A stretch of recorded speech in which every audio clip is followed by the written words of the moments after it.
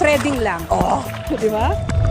Imagine binubuwis mo ang buhay mo para magkaroon ng magandang output sa trabaho. Ito ang pinagdaanan ng kilalang TV journalist na si Jessica Soho. Born sa probinsya ng La Union, Soho became drawn to telling stories dahil sa kanyang lolo at lola.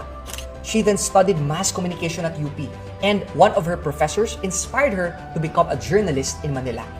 Pumasok si Soho noong 1985 sa GMA.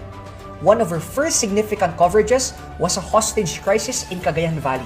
This earned her first New York Film Festival Award para sa isang Filipino.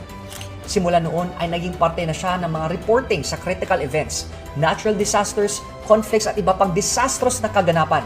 Andun si Soho.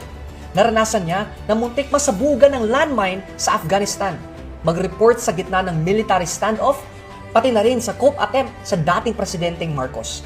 Soho